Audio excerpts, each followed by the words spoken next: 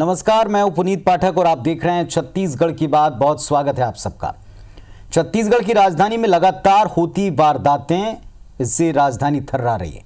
चाकूबाजी की बढ़ती घटनाएं, गोलीकांड, किडनैपिंग, हर गुजरते दिन के साथ मामलों की फहरिस्त बढ़ रही है, जो कि राजधानी के सुरक्षा इंतजाम और चुस्त पुलिसिंग को कटघरे में खड़ा करती है। सवाल उठता है, और इस सवाल को जब पूछा गया प्रदेश के गृह मंत्री से, तो जवाब में उन्होंने ये कहा कि बीजेपी शासनकाल के 15 साल की नाकामी का नतीजा है।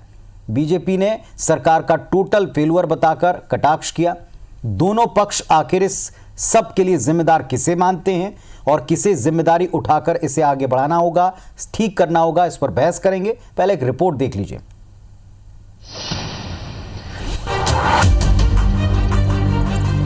कहीं किडनैपिंग, कहीं किलिंग, कहीं चाकूबाजी तो कहीं गोलीकांड। हर रोज जुर्म की नई कहानी, वारदात से कांपती राजधानी, चाकूबाजी से थर्राया मोर रायपुर। बेरहमी से कत्ल का ये वीडियो दो बातें पूरी तरह साफ करता है। पहला तो ये कि राजधानी रायपुर में बदमाशों को पुलिस का, कानून का कतई खौफ नहीं बचा, और दूसरा यूथ का लगातार नशे की गिरफ्त में जकड़ते जाना। मन को विचलित कर देने वाला ये वीडियो राजधानी के बोरिया कला का है, जहां एक नाबालिग को उसी के नशे में चूर युवा साथी ने मामूली से विवाद में चाकुओं से बुरी तरह गोद डाला और उसके साथी इस खूनी वारदात का वीडियो बनाते रहे। IBC 24 की नशे के खिलाफ चली लंबी मुहिम के मूल में यूथ का नशे में डूबकर अपराध के दलदल में धंसने की चिंता ही रही है। नतीजा सबके सामने है। महीने भर में हत्या की 18 वारदातें सामने हैं। राजधानी में पनपते नशे के अड्डे हों या लॉकडाउन में होटल क्वींस क्लब में हुई शराब पार्टी और गोलीकांड का मामला, इसे पुलिस की नाकामी न कहें तो क्या कहें। पुलिस अब तक क्वींस क्लब के डायरेक्टर नमित जैन को पूछताछ के लिए बुला नहीं पाई है। दूसरी तरफ स्टील प्लांट को करोड़ों का चूना लगाने वाला कोयला चोर प्रीतम सिंह रंधावा और प्रीतम सरदार और सरफराज खान और बाबू खान पुलिस पकड़ से अब तक दूर हैं। पुलिस रिकॉर्ड में फरार चल रहा प्रीतम सरदार खुलेआम अपने मकान में रंगरोगन का काम करवा रहा है, जमानत की कोशिश में जुटा है। तो दूसरा आरोपी सरफराज और बाबू खान खरोरा भिलाई में शादियों में देखा गया। बीते दिनों पुलिस ने नशे के खिलाफ मुहिम चलाई, कुछ कार्रवाइयां भी की। बावजूद इसके अब भी गोल बाजार, कालीबाड़ी, गुड़ियारी, उरलाव, टिकरापारा थाना इलाकों में धड़ल्ले से नशे का कारोबार चल रहा है। इन सब सवालों पर पुलिस कप्तान का एक ही जवाब है, जांच जारी है, नियमानुसार कार्रवाई की जाएगी। जब भी कोई मामला सामने आता है तो उसकी तह में जाके हम लोग इन्वेस्टिगेशन करते हैं। उसकी इन्वेस्टिगेशन चल रही है, उसमें जो सामने आ रहे हैं उनको पकड़ते जाएंगे। कोयले की मिलावट के आरोपी फरार हैं। कोई भी आरोपी कब तक फरार रहेगा, उसे जरूर गिरफ्तार किया जाएगा। रायपुर में ड्रग्स के पीछे काम चल रहा था। नाइजीरिया के लोगों को बॉम्बे से पकड़ के लाया गया। पहले अमूमन क्या होता था कि कोई केस हुआ, जो सामने एक आदमी मिला उसको पकड़ के बंद कर दिया, केस खत्म हो गया। अभी ये हमने पुलिस अधीक्षकों को कहा है कि सारे केसों की तहकीकात पूरी बारीकी से की जाए और उसमें टाइम लगता है, जो मिलता जाए उसे गिरफ्तार करें। राजधानी में लगातार बढ़ते अपराधों को लेकर विपक्ष का सीधा आरोप है कि सरकार हर मोर्चे पर फेल है। पुलिस प्रशासन पर सरकार की पकड़ कमजोर हो गई है, जबकि प्रदेश के गृह मंत्री का दावा है पुलिस बेहतर काम कर रही है। साथ ही ये तर्क भी कि 15 साल अगर बीजेपी ने इस पर काबू पाया होता तो आज ये स्थिति ना होती। घटना होता है, हमारा विभाग का जो काम है वो निराकरण करता है, तत्काल रिकवर करता है, पकड़ते हैं, त्वरित कार्रवाई होती है, जांच करते हैं। 15 साल उन्होंने अगर इन सब चीज़ में काबू पा लिया होता तो आज ये स्थिति नहीं होती। लेकिन हम लोग निराकरण करते जा रहे हैं और कड़ाई से कर रहे हैं, इसमें कहीं कोई बात नहीं है। ये सरकार पूरी तरह से फेल है, हर मोर्चे में फेल है।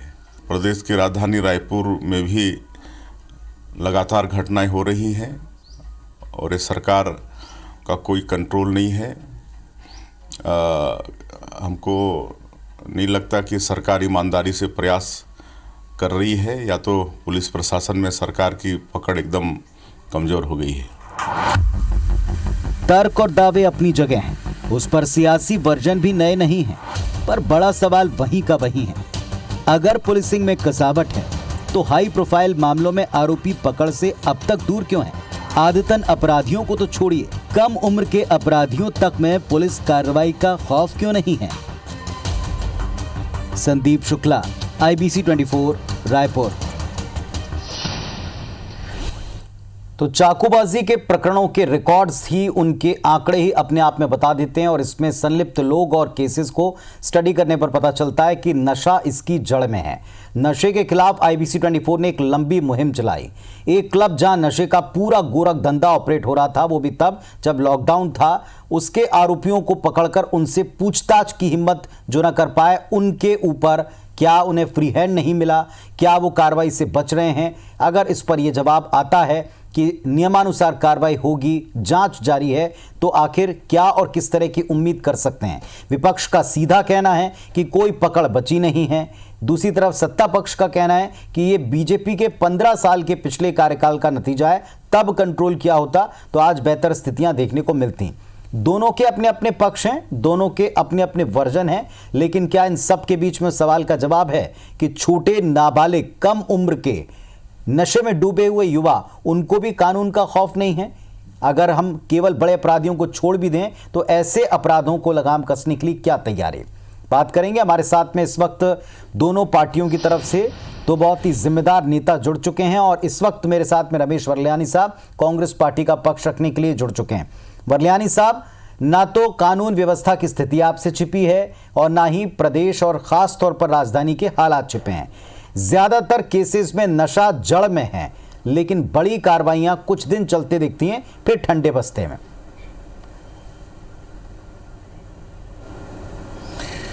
पुनीत जी, सबसे पहले तो मैं IBC को बधाई देना चाहूंगा जी कि आपने नशे के ऊपर लगातार जो पहल की है उससे काफ़ी फीडबैक पुलिस को भी मिला है।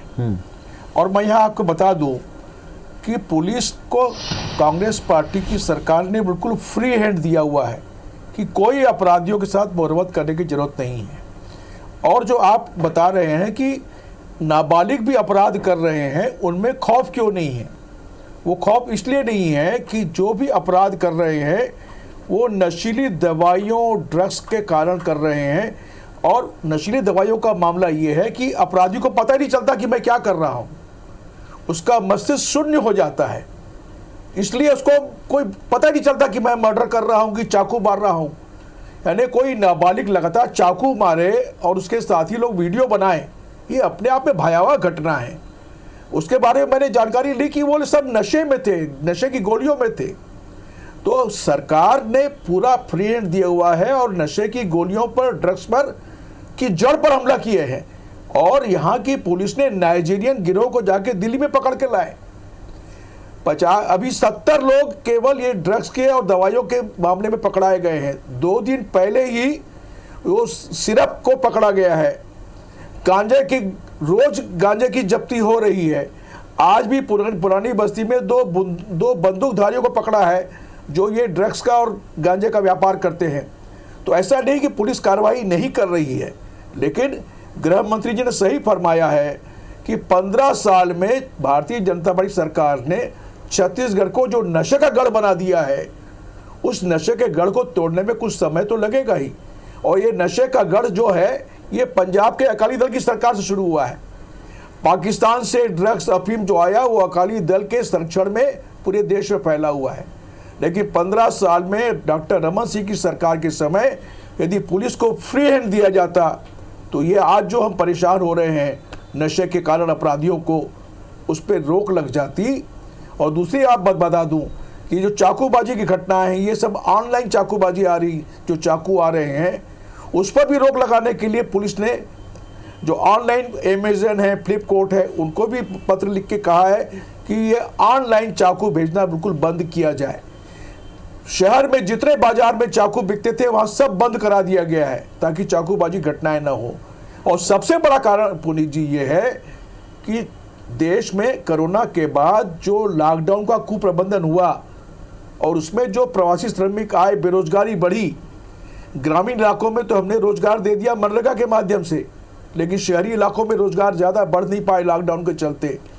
बरलानी साहब आपने निराशा जितनी भी करना है। बातें की, अगर हम इनसे सहमत भी होना चाहें तो इसमें बड़े नेताओं के, पुलिस कप्तान के अगर वर्जन देखें, एक तरफ जब गृह मंत्री जी ये कहते हैं कि ये 15 साल का एक तरह से आज हमको दिखाई पड़ रहा है असर, उस पर मैं जवाब ले लेता हूं सुंदरानी साहब से। दूसरा उन्होंने कहा कि पुलिस उसको अपनी शैली बदलनी पड़ेगी। कप्तान मीटिंग लेते हैं, समीक्षा करते हैं, कहते हैं पुलिसिंग हो ऐसी हो कि ज़मीन पर दिखाई पड़े, लेकिन जब बड़े लोग जो रसूखदार हैं उन पर कार्रवाई क्यों नहीं करते? जब ये पूछते हैं तो कह रहे हैं कार्रवाई चल रही है, जांच हो रही है, और ये इतनी लंबी चल रही है कि उनसे पूछताछ तक की हिम्मत टीमें करती नहीं दिखाई पड़ती। कुछ लोग अच्छा काम करते हैं लेकिन बाकी लोग पलीता लगा देते हैं पूरी मुहिम में। ये सवाल तो उठता है ना कि आप जिसको खुद जिम्मेदार मान रहे हैं और फ्री हैंड का दावा करते हैं, वहां वो कार्रवाइयां नहीं दिखती। अब आपकी जो बात है, सुंदरानी जी पहले उनसे उत्तर ले लूं। सुंदरानी साहब, क्या 15 साल तक जो बीजेपी गवर्नमेंट का शासनकाल रहा उसकी वजह से आज की तारीख में क्राइम है?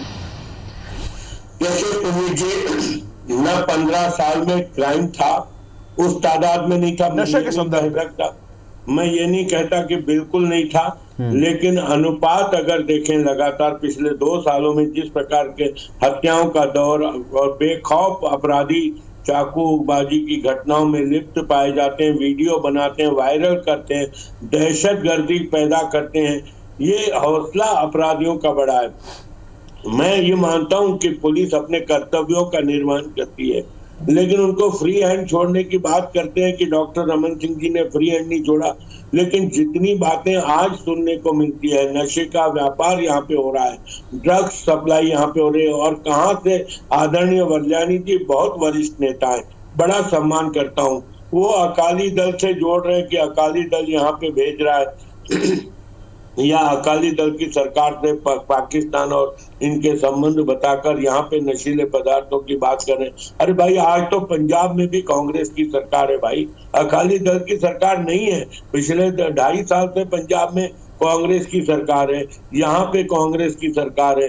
जिस प्रकार व्यापारी, एक कोंडागांव का व्यापारी जयस्तंभ चौक पे हत्या हो जाती है, रायपुर में दहशत का वातावरण राजधानी में है, पूरे प्रदेश में बिगड़ती कानून व्यवस्था के हालात ये है कि बलात्कार की घटनाएं 2500 घटनाएं एक साल में हो जाती है।